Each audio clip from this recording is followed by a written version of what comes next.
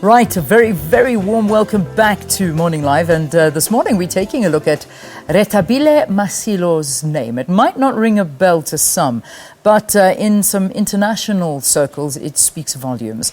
The already award-winning poet from Lesotho has just won the 2016 Glenna Luschei Prize for African Poetry.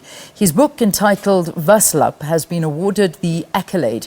Based in France, Rethabile is currently in South Africa for a short visit, and he joins us now to tell us a little bit more about him. Good to have you. Welcome to Morning Live. Thank you. I'm happy to be here. Yeah, so what brings you to South Africa? Well, I was on a visit to Lesotho. Yes. And I have a sister who lives in Johannesburg, so I came to see her for a day or two before going back to France where I live. Fantastic. Yes. And how long have you been living in France for now? It's been 30 years exactly. Goodness this year. me. 30 years. 30 years. So yes. That is basically home. Yes. Yeah, I would imagine in a so. way. Well, listen, congratulations on this accolade of yours that you won. Tell us a little bit more about this. Well, it's an accolade. It's a prize that is awarded to an African poet's book. And so last year it was won by somebody I respect very much, who teaches at KZN, Cobus Moolman, and I was very happy that I was just behind him. That is that's great, especially if one of your heroes has walked away with it before. That's absolutely fantastic. Tell me a little bit more about Waslap. This is it's a book, obviously. Is it a book of poetry, or is it just a book that you have written? It's a book of poems. Okay. It just happens to be my second book. The first one was called Things That Are Silent, and Waslap came after that one. Before my first book, I was just writing poems. I hadn't meant to have a book published at all. And then suddenly I had a book, and a publisher contacted me. And then Waslap, I had more confidence in my writing. And basically the book Waslap talks about my experience in Lesotho just before I left in 1981. Yeah. When my family was attacked. So many poems in it speak about members of my family who died and the attack itself. Yeah. Can you talk about the attack? I mean, is it something that you're very vocal about, or I imagine it still, all these years later, still gets to you? It does. Well, my father was a politician. Yeah. And in 1970 in Lesotho, there was an election which the ruling party lost. But the constitution was suspended. People were put in prison, including my father. And so when they were released from prison, they continued to struggle for human rights, basically, to have elections. And so he was targeted by that particular government, him and others. And for my family, it happened on the 4th of September 1981. Yeah. And so they came at night and just started shooting through the windows. And so I lost a nephew during that shooting. My father managed to escape, and the rest of the family left, I think it was 2 weeks later. Yeah. And you're all, I mean, ever since then, you obviously, during that time, I mean, you moved from South Africa, you went to Kenya, you went to America, yes. And now we find out why France is your home. I mean, you eventually settled there. So your life was all over the place. It has been all over the place, yes. Yeah. Still is?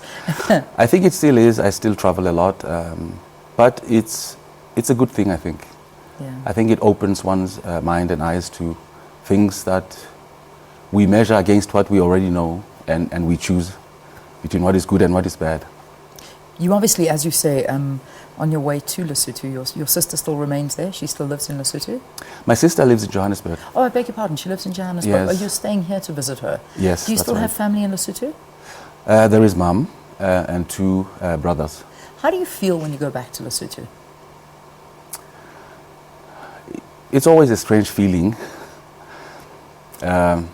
First of all, language-wise, I have very few difficulties, but there are some difficulties. Not speaking Sesotho, but pronouncing certain words that use intonation. But apart from that, I feel always exhilarated. I feel inspired.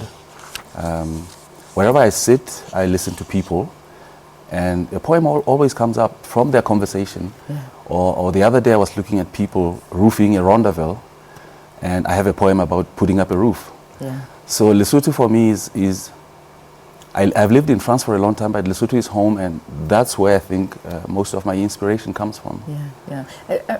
Just as we begin to wrap up, when did you realize you had this talent for writing? First, I should ask you, when did this happen? I mean, 1981, how old were you at the time?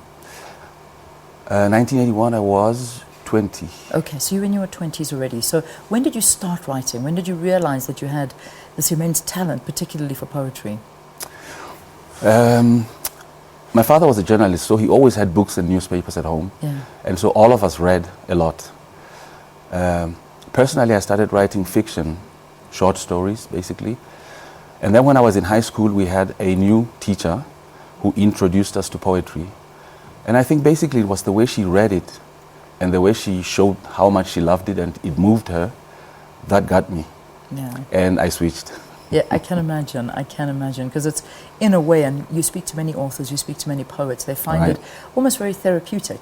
That yes, it is. It's a way to get over things and express yourself. You may not be able to do it vocally or in other ways, but when you put pen to paper, it just, you find relief. Because when you're writing, you're alone with your world, and there's nobody else around you except you and your world. And well, listen, it's an honor to have met you, and I congratulate you once again on behalf of all South Africans and Africans for the great work that you're doing. So it's Waslap, and of course it's available, I imagine, for download. You can get it off Amazon. Amazon. Okay. And other online stores. Okay. Bookstores. Excellent. Thank you so much for being with us here. Thank you for having me. It's an absolute pleasure. Yes. Merci beaucoup, Rethabile Masilo, winning an absolutely incredible accolade at the International Arts Festival, speaking volumes, and he won the 2016 Glenna Luschei Prize for African Poetry, and he's visiting us while he comes here to pay a visit to his sister in Johannesburg. All right, I think